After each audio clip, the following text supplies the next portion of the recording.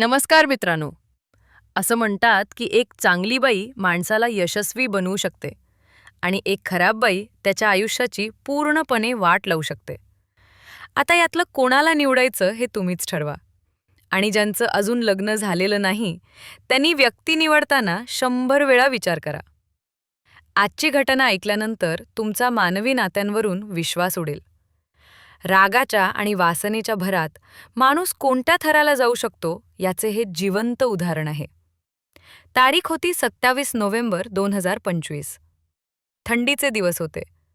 धाराशिव जिल्ह्यातील ढोकी गाव अजून गाढ झोपेत होतं. पण पहाटेच्या अंधारात गावाच्या शिवारात असं काहीतरी घडलं होतं ज्याची कल्पनाही कोणी केली नसेल. ढोकी गावाला लागूनच एक रेल्वे फाटक आहे आणि याच फाटकाच्या अगदी बाजूला पंकज नावाच्या शेतकऱ्याचा शेत आहे. पहाटे जेव्हा काही ग्रामस्थ नेहमीप्रमाणे शेताकडे आणि कामावर जाण्यासाठी बाहेर पडले, तेव्हा त्यांची नजर शेतातील एका विशिष्ट जागेवर पडली आणि त्यांच्या पायाखालची जमीनच सरकली. तिथे एक मृतदेह पडला होता. पण तो मृतदेह ज्या अवस्थेत होता ते पाहून बघणाऱ्यांच्या काळजाच पाणी झालं. एका 25 ते 30 वयोगटातील महिलेचा तो मृतदेह होता. पण तिची अवस्था अत्यंत विदारक होती. कोणीतरी तिला अतिशय क्रूरपणे जाळण्याचा प्रयत्न केला होता. विशेषतः कमरेखालचा भाग पूर्णपणे कोळसा झाला होता. तिचे दोन्ही पाय फाकलेल्या अवस्थेत होते आणि छातीचा भाग उघडा पडला होता. हे दृश्य इतकं भयानक होतं की पाहणाऱ्याला तिथे उभं राहणंही कठीण होत होतं. प्रथम दर्शनीच हे स्पष्ट दिसत होतं की या महिलेसोबत काहीतरी अघटित घडलं आहे. हा केवळ खून नाही, तर त्याआधी तिच्यावर अत्याचार झाल्याचा संशय निर्माण करणारी ती परिस्थिती होती. गावात वाऱ्यासारखी ही बातमी पसरली.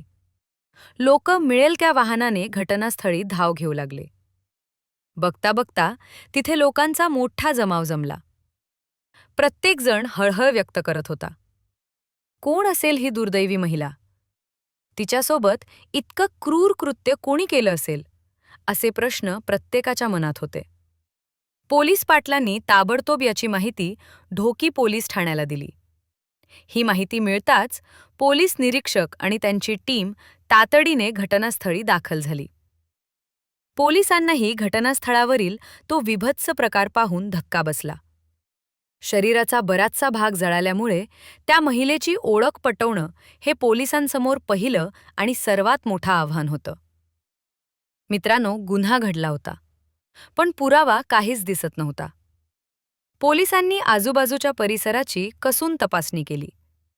शेतात झुडपांमध्ये काही वस्तू, हत्यार किंवा कपडे सापडतात का याचा शोध घेतला. पण मारेकरी अत्यंत चलाख असावा, कारण तिथे ओळखीचा कोणताही पुरावा शिल्लक नव्हता. तो मृतदेह कोणाचा आहे हे समजल्याशिवाय तपासाची दिशा ठरवणं अशक्य होतं.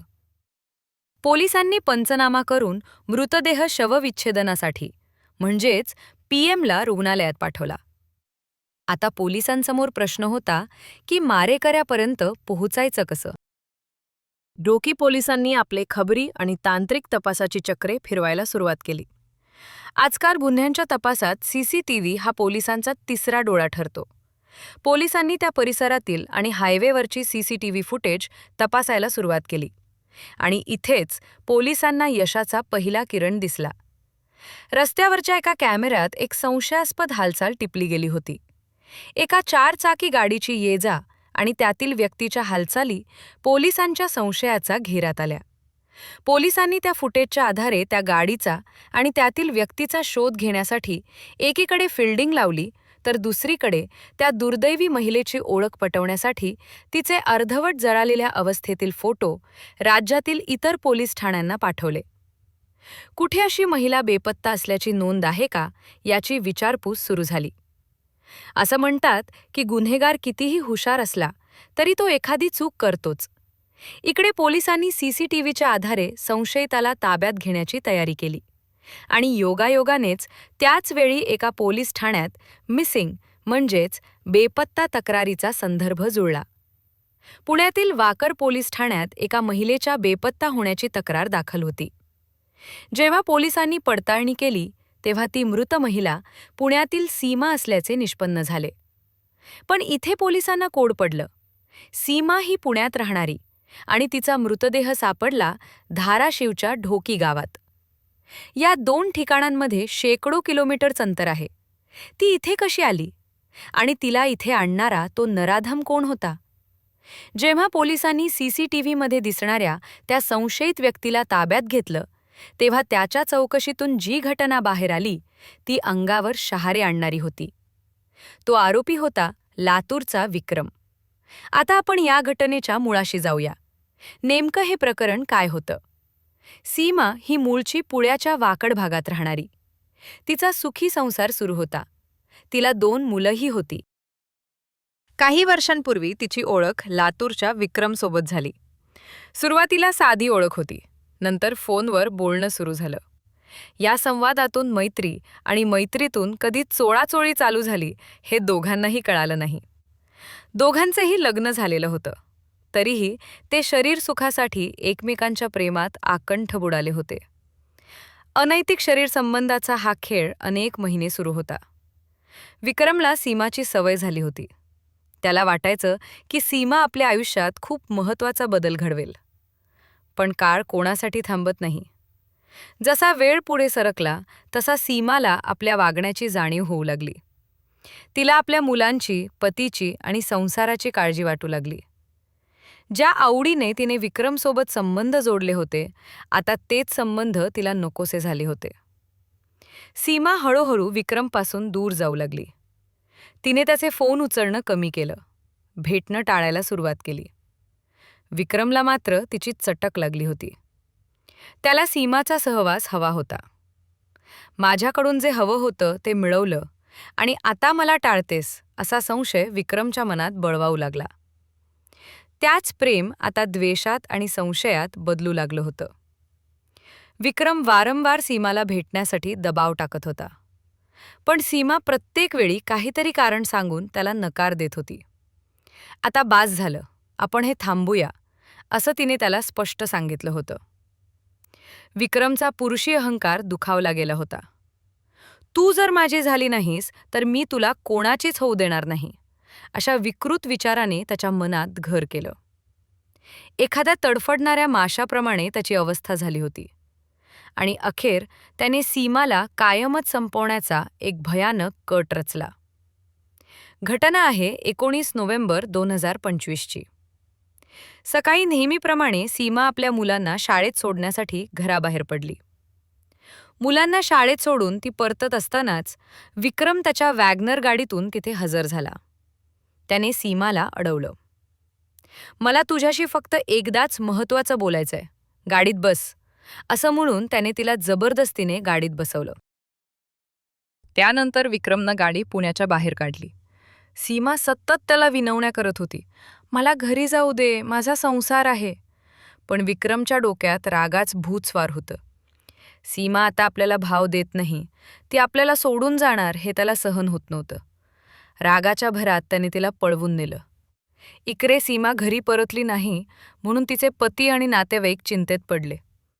त्यांनी वाकर पोलीस ठाण्यात ती बेपत्ता झाल्याची तक्रार नोंदवली.